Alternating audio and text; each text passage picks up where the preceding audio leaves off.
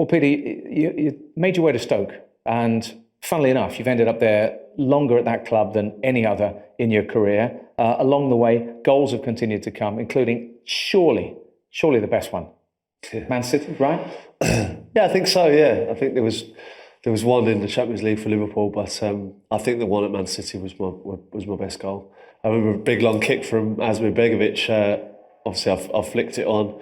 Jermaine Pennant has won a header, which he didn't win too many. But yeah, and obviously once it's dropped, I just tried to pop it up and volley it. And I tried it at Blackburn, I think 2 weeks before, and it hadn't come off. Well, the keeper had saved it.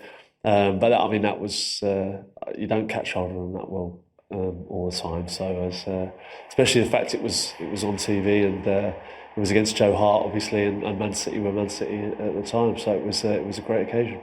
And training ground, they'd gone in. Scored a few, but nothing like that. I don't think it was one of those where it all comes right on the night. And yeah, like you say, I practice volleying as much as I can, but you can't practice that sometimes. And just one of those things. And like you say, I'll be able to show the grandkids that one.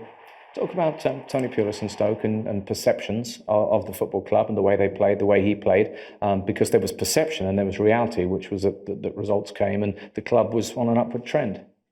I think it's such a well-run club. I think the way that Tony Pulis has done an incredible job there, at Stoke, to get them up in the first place, and then maintain them in the Premier League for 5 years, and it was an amazing achievement, really. And yeah, of course, we played some stuff. The long throw-in was a big deal was made of it, and yeah, we weren't nice to play against. And it was when I joined there, I found it hilarious, to be honest.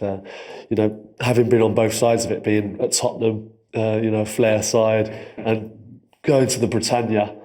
And just literally being, oh no, we're in for a game today, and it was always a game. And then being on the flip side of that, being in the Stoke dressing room and seeing, some of the players were beat before they even walked in the door. You could see them literally like that, frozen to death, walking in. How cold is a Tuesday night in Stoke? Yeah, I mean, what it is obviously because it's on a hill and the wind does come in, and it does come in. There's no denying it, but it was so funny just to see some of the players' faces, when they. They found it very difficult there, and obviously the way we played, and we played up to that. The crowd played up to it, and it was what made us successful. It was at times, yeah, it might not have been pretty for people, but it was a fantastic way of achieving football results. I mean, people said to me, how can you play that way and what have you? And we go, well, what if we play against Arsenal? We try and pass like that, and they're a better side than us. So you have to try something else, and most of the time it worked. And in the background, as you say, you've got Peter Coates and you've got a club that is well run. When you say a club's well run, how does it manifest itself to you as a player? No, I think the owners are very, very good. I think in this day and age where owners are hiring and firing, and there's foreign owners that maybe don't understand the culture of English football at times.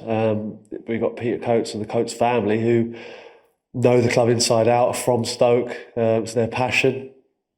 And they've obviously moved on from Tony Pulis and got Mark Hughes in and tried to evolve the club as away from that type of football and try and play more, play football and get more technical players in.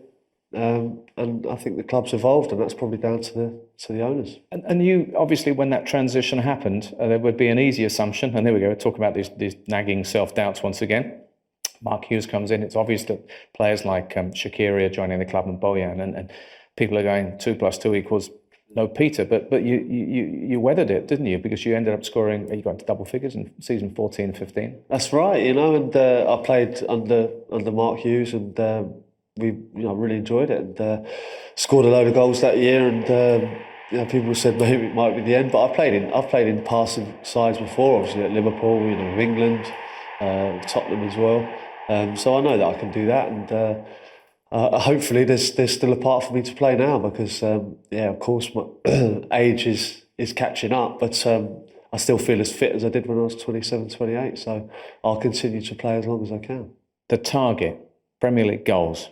There's a landmark not far away, tantalisingly so. Is it attainable? It's certainly something that I want to achieve. 100 Premier League goals. I'm not far away now. But like you say, I've not been playing. I've been very frustrated this season and last really. So I know if I get a run of games that I'm going to score enough goals to get in the 100 club, and that's something that I would like to do. I'll be very frustrated if I moved abroad or to another league and I hadn't achieved that, because the players that are in that list are prestigious Premier League players, and they're players that I look up to and players that I would love to be in a group with. So Stoke, you're going to Stoke, you're making your way there, you're training, you're not necessarily getting the game in the first team.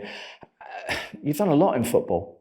You have to have a lot of appetite, a lot of professionalism to carry on going. Is it still burning, the fire that makes you do it? Yeah, it's what's so frustrating for me is that I know that I can still affect Premier League games, and I know that I can be a threat, and I've still got it in me, and I still feel as fit as I was when I was 29, 30.